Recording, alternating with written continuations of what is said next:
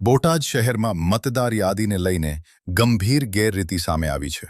બોટાદ શહેરમાં 1626 નામો મતદાર યાદીમાંથી નામ કમી થતા નાગરિકોમાં ભારે રોષ જોવા મળ્યો છે.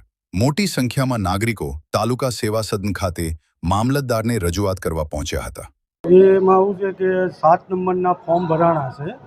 એમાં 1600થી 1650 જણાના અમારા મુસ્લિમ સમાજના આગેવાનોના અને મુસ્લિમ મતદારોના નામ કમી કરવા માટે 7 નંબરના ફોર્મ ભરવામાં આવ્યા છે. અને એના અનુસંધાન જે 7 નંબરના ફોર્મ ભરેલા છે એ 2-5 વ્યક્તિને અમે સાથે લઈને મામલતદારને અને પ્રાંત અધિકારીને રજૂઆત કરી.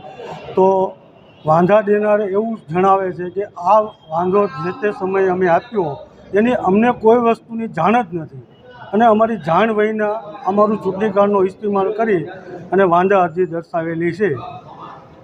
આપની શું માંગ છે? અમારી માંગ એક જ છે કે જે ચૂંટણી કાર્ડની અંદર નામ રદ કરવાની કોશિશ કરી રહ્યા છે અને એને અટકાવે અને જે વ્યક્તિએ આ કામ કર્યું છે એની ઉપર સખ્ત સખ્ત કાર્યવાહી થાય અને પોલીસ કેસ પણ બને એવું અમારી માંગ છે. બોટાદ શહેરમાં ચાલી રહેલી મતદાર યાદી સુધારણા પ્રક્રિયા દરમિયાન 1626 જેટલા નાગરિકોના નામ મતદાર યાદીમાંથી અચાનક કમી થઈ જતા ચકચાર મચી છે.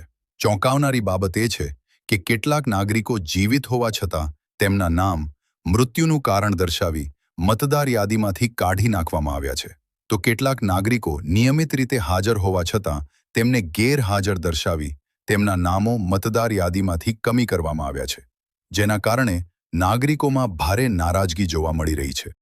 અત્યારે હું પ્રાંત અધિકારી શ્રી પાસે આવ્યો છું, જે મુસ્લિમ સમાજના ચૂંટણી કાર્ડના નામ વિરુદ્ધ જે કોઈ વાંધા અરજી કરેલી છે એમાં મારા નામનું વાંધા અરજી છે. એમાં હું કોઈ જાણતો નથી અને મને ખ્યાલ પણ નથી એ અરજી મારા નામની કોણે કરી છે અને કાયદેસર કોણે એક મારા નામની અરજી કરેલ છે એ ખરેખર વ્યક્તિની શોધ થાય. અને હું અહીંયા પ્રાંત અધિકારી શ્રી પાસે આવ્યો છું તો એમને કીધું છે કે મેં કાંઈ કોઈ અરજી કરી નથી અને આ મારા નામની અરજી છે એ તદ્દન ખોટી છે. બસ એટલા માટે હું અહીંયા. આપનું નિવેદન લેવામાં આવ્યું, કેવા પ્રકારનું નિવેદન લેવામાં શું છે?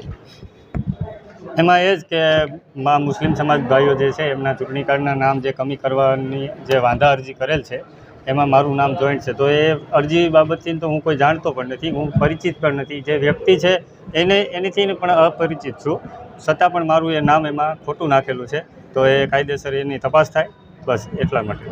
મતાધિકારથી વંચિત થતા નાગરિકોએ આજે તાલુકા સેવા સદન ખાતે મામલતદારને લેખિત તથા મૌખિક રજૂઆત કરી હતી. નાગરિકોએ તાત્કાલિક ધોરણે ભૂલ સુધારી મતદાર યાદીમાં પોતાના નામ પુનઃ સામેલ કરવાની માંગ ઉઠાવી છે. મતદાર યાદીમાં આવી ગંભીર ભૂલો સામે આવતા ચૂંટણી પ્રક્રિયાની પારદર્શકતા પર પણ સવાલો ઊભા થઈ રહ્યા છે.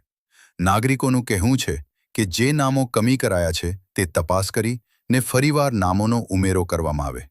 કોઈ વ્યક્તિ હોય કે પછી કોઈ પણ રાજકીય પક્ષ હોય, જેણે પણ આ નામ કમી કરાવ્યા છે તેના વિરોધ કાયદેસર કાર્યવાહી કરવામાં આવે તેવી માંગ કરી હતી. બીજી તરફ જે લોકોએ મતદાર યાદી સુધારણાને લઈને વાંધા અરજી કરેલ તે લોકો તાલુકા સેવા સદન ખાતે આવીને મામલતદારને રજૂઆત કરીને જણાવેલ કે અમે વાંધા અરજી કરેલ નથી, તેમજ આ બાબતે અમે જાણતા નથી, તેમજ અમે કોઈ જગ્યા સહી કરી નથી.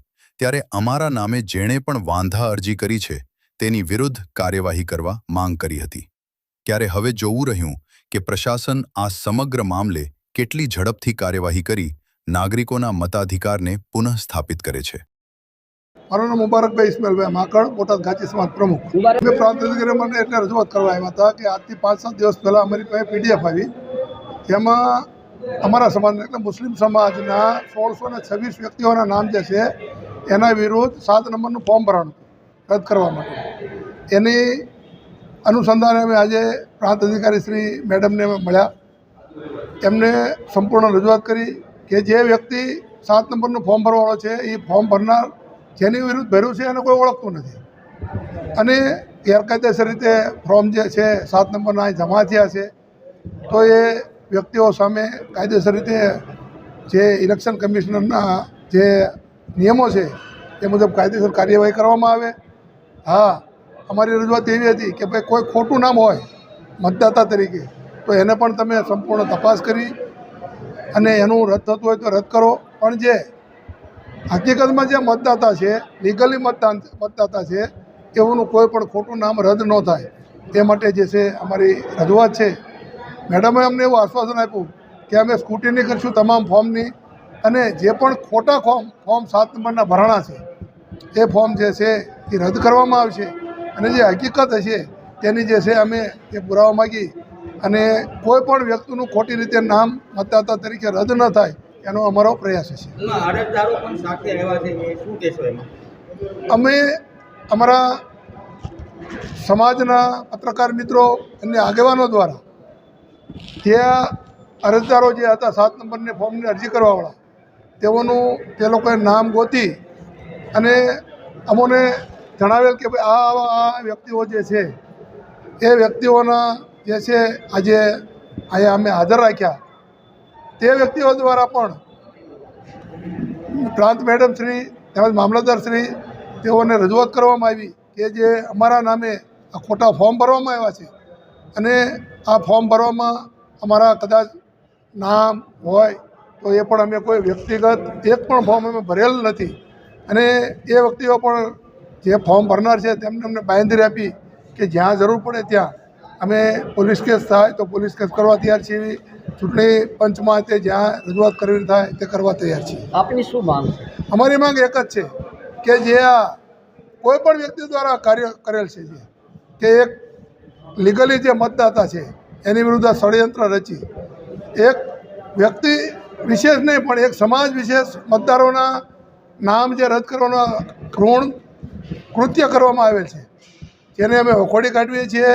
અને પ્રાંત મેડમ શ્રી તેમજ ઇલેક્શન કમિશનર ગુજરાત રાજ્ય તેઓને પણ અમે આની અમારી જે નોટિસ આપી છે એની નકલ પહોંચાડવાની છે. કલેક્ટર શ્રી, એસપી શ્રી દરેકને અમે, પોલીસ પીઆઈ, ઇન્સ્પેક્ટર શ્રી કચેરીને પણ અમે આની જે છે એક નોટિસ ફાળવેલ છે. એ અનુસંધાને અમારી એક જ માગણી છે કે આ જે ખોટા કૃત્ય કરનાર વ્યક્તિઓ છે એની વિરુદ્ધ જે સખતમાં સખત પગલાં લેવામાં આવે, જેથી કરીને કોઈ કોમ વિશે જે આ કાર્યવાહી ઘૃણાનું કાર્ય કરવામાં આવે છે, જે રદ કરવાનો પ્રયાસ કરવા છે એવું ફરીને આ બાબત બને નહીં, એ માટે અમારી વિશેષ માગણી છે.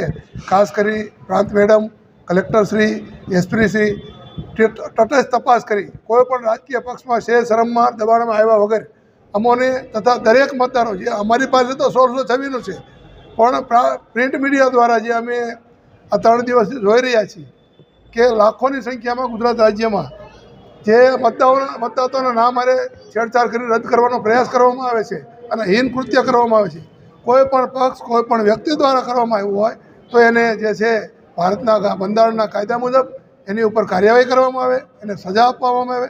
પક્ષ હોય તો એના વિરુદ્ધ પણ કાર્યવાહી કરવામાં આવે એવી અમારી માગણી છે.